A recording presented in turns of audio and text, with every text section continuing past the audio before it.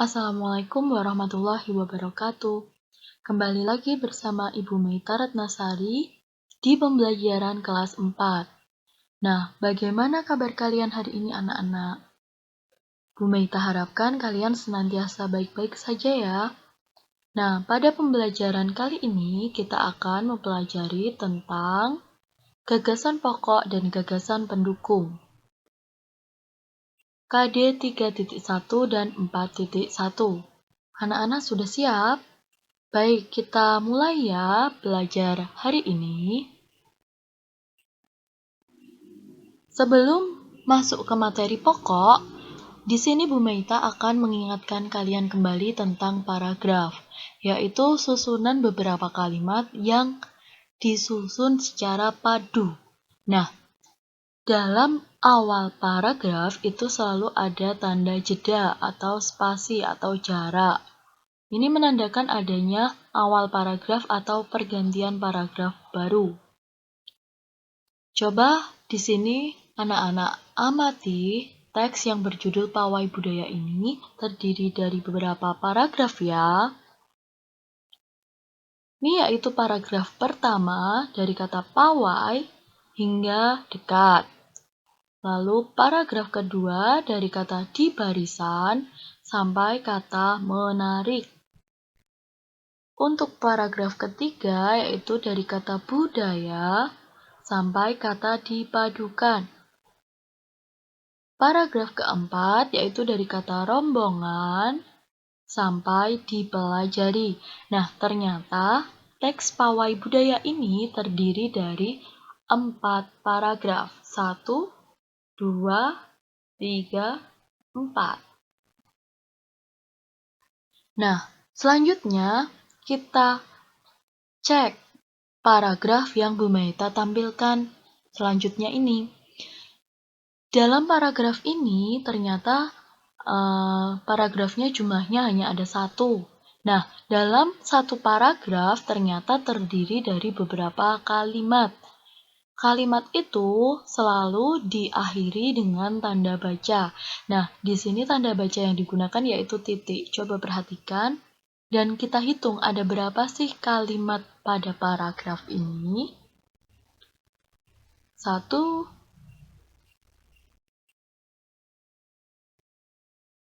2, 3, 4. Nah, ternyata paragraf di atas terdiri dari 4 kalimat. Kalimat 1 bunyinya, peringatan Hari Kemerdekaan pada tanggal 17 Agustus mendatang, Kodim 0606 Kota Bogor berencana akan membuka warung berkah. Ini kalimat pertama. Lalu kalimat keduanya yaitu kalimat selanjutnya. Warung yang biasanya dibuka setiap hari Jumat dengan konsep makan suka-suka bayar seikhlasnya, itu pun rencananya akan dibuka secara gratis pada perayaan HUT Kemerdekaan Indonesia. Sampai titik. Untuk selanjutnya yaitu kalimat ketiga. Dengan mengusung konsep makan merdeka, warung berkah akan menyediakan minimal 600 porsi makanan. Dan untuk kalimat keempat yaitu Dandim 0606 Kota Bogor, Letkol ARM Dodi Suhadiman mengatakan bahwa kegiatan itu sebagai rangkaian dari HUT Kemerdekaan Indonesia. Ternyata paragraf di atas terdiri dari 4 kalimat. Nah, untuk selanjutnya, jika kalian sudah memahami tentang paragraf dan kalimat-kalimat yang ada di dalamnya, tentunya dalam satu paragraf itu terdiri dari satu gagasan pokok. Nah, apa sih itu gagasan pokok? Dulu di kelas sebelumnya tentu kalian sudah mempelajari. Nah, gagasan pokok ya benar adalah ide utama yang dibahas dalam suatu bacaan, baik berupa kalimat inti maupun pokok paragraf. Gagasan pokok ini terdapat dalam kalimat inti atau kalimat utama yang biasanya terletak pada awal, tengah, atau akhir paragraf. Jadi letak gagasan pokok itu tidak selalu di awal paragraf. Akan tetapi, kebanyakan kalau yang dulu kalian pelajari itu letaknya selalu di awal paragraf. Tapi belum tentu ya, karena ternyata gagasan pokok itu letaknya bisa di akhir atau tengah paragraf. Nah, untuk selanjutnya kalian perlu mengetahui nama lain gagasan pokok. Gagasan pokok itu sering disebut dengan gagasan utama, ide pokok, atau pokok pikiran. Jadi ini sama saja, ini hanya istilah. Untuk selanjutnya, bagaimana cara menentukan gagasan pokok? Nah, di sini caranya adalah yang pertama, kalian harus membaca teks dengan cermat. Untuk selanjutnya, menentukan kalimat utamanya atau kalimat yang penting. Kalimat induknya itu yang mana sih? Dan yang ketiga yaitu mengubah atau meringkas kalimat utama ke dalam kalimat yang lebih inti. Jadi gagasan pokok itu berbeda dengan kalimat utama. Gagasan pokok itu merupakan ringkasan dari kalimat utama.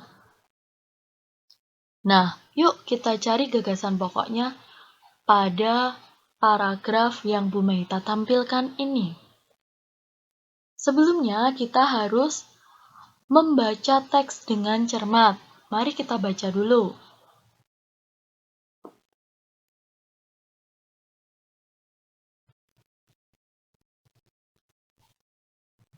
Untuk selanjutnya, jika kita sudah membaca, kita harus menentukan kalimat utama, kalimat induk, kalimat yang penting itu yang mana, yang mewakili semua kalimat-kalimat dalam paragraf itu, yang menjadi induk. Nah, kita bandingkan. Dari kalimat pertama, peringatan Hari Kemerdekaan pada tanggal 17 Agustus mendatang. Nah, jadi ternyata kalimat ini dalam paragraf yang Bu Meita tampilkan ini adalah berisi tentang keseluruhan kalimat-kalimat yang selanjutnya. Karena paragraf ini ternyata bercerita tentang rangkaian kegiatan pada peringatan 17 Agustus, yaitu akan dibukanya warung berkah. Ternyata kita bisa menentukan, yaitu kalimat utamanya berbunyi peringatan Hari Kemerdekaan pada tanggal 17 Agustus mendatang. Kodim 0606 Kota Bogor berencana akan membuka warung berkah. Ini adalah kalimat utama atau kalimat intinya dari paragraf yang Bu Meita tampilkan. Kemudian langkah ketiga setelah kalian menentukan kalimat utamanya tadi, langkah ketiga yaitu mengubah atau meringkas kalimat utama ke dalam kalimat yang lebih inti. Nah, jadi dari kalimat utama ini kita bisa meringkasnya, yaitu tentang peringatan Hari Kemerdekaan oleh Kodim 0606 Kota Bogor. Ini adalah kalimat intinya, sehingga kita bisa menentukan gagasan pokoknya, yaitu berbunyi peringatan Hari Kemerdekaan oleh Kodim 0606 Kota Bogor. Itu adalah gagasan pokoknya. Nah, sampai di sini sudah paham kan anak-anak? Untuk selanjutnya, kita akan mempelajari tentang gagasan pendukung. Nah, apa itu gagasan pendukung? Gagasan pendukung adalah uraian atau tambahan informasi untuk gagasan pokok. Gagasan pendukung ini berfungsi untuk menjelaskan gagasan pokok, dan gagasan pendukung ini dinyatakan lebih dari satu kalimat. Jadi gagasan pendukung ini ada banyak. Di sini kalian perlu tahu, ada loh nama lain dari gagasan pendukung. Nah, apa sih? Ternyata nama lain gagasan pendukung adalah gagasan penjelas. Lalu bagaimana cara menentukan gagasan pendukung? Caranya adalah, yang pertama, kalian harus membaca teks dengan cermat. Kemudian, kalian harus menentukan kalimat-kalimat penjelas yang bukan kalimat utama. Dan langkah yang ketiga yaitu mengubah atau meringkas kalimat-kalimat penjelas ke dalam kalimat yang lebih inti. Nah, ini nanti yang disebut dengan gagasan pendukungnya. Nah, selanjutnya yuk kita cari gagasan pendukungnya dari paragraf yang tadi sudah kita cari gagasan pokoknya. Langkah yang pertama, kita harus membaca teks dengan cermat. Kemudian, kita harus menentukan kalimat-kalimat penjelas, tentunya yang bukan kalimat utama. Nah, dalam paragraf ini, kalimat utama tadi adalah pada kalimat pertama. Berarti, kalimat-kalimat penjelas yaitu kalimat yang bukan kalimat pertama tadi, yaitu ada di kalimat kedua, ketiga, dan keempat. Nah, kalimat kedua berbunyi, warung yang biasanya dibuka setiap hari Jumat dengan konsep makan suka-suka, bayar seikhlasnya, itu pun rencananya akan dibuka secara gratis pada perayaan HUT Kemerdekaan Indonesia. Kemudian ada kalimat ketiga, dan ada kalimat keempat, atau kalimat terakhir dalam paragraf yang tadi kita tampilkan. Untuk selanjutnya, setelah kalian menentukan kalimat-kalimat penjelasnya, dalam menentukan gagasan penjelas atau gagasan pendukung, di sini kalian harus mengubah atau meringkas kalimat-kalimat penjelas ke dalam kalimat yang lebih inti. Nah, kita ambil kalimat kedua. Ini kita akan ringkas menjadi, rencananya warung akan dibuka secara gratis pada perayaan HUT Kemerdekaan Indonesia. Dalam meringkas itu tidak ditulis secara persis, akan tetapi diambil pokok-pokoknya atau inti dari bacaan tanpa mengubah maknanya. Untuk selanjutnya, kalimat ketiga kita ubah atau kita ringkas menjadi, dengan konsep makan merdeka, warung berkah akan menyediakan minimal 600 porsi makanan. Nah, di sini ada satu atau dua kata yang dihilangkan, itu boleh. Selanjutnya, kalimat keempat, Dandim 0606 Kota Bogor, Letkol ARM Dodi Suhardiman mengatakan bahwa kegiatan itu sebagai rangkaian dari HUT Kemerdekaan Indonesia. Kita ringkas menjadi, Dandim 0606 Kota Bogor mengatakan bahwa kegiatan itu sebagai rangkaian dari HUT Kemerdekaan Indonesia. Jadi di sini ada kata yang kita hilangkan, yaitu Letkol ARM Dodi Suhardiman. Nah, karena Letkol ini merupakan nama dari Dandim 0606 Kota Bogor. Jadi tidak perlu kita tulis ulang, tidak apa-apa. Nah, dari paragraf tadi, dari analisis kita tadi, jadi dapat disimpulkan bahwa gagasan pendukungnya adalah 1.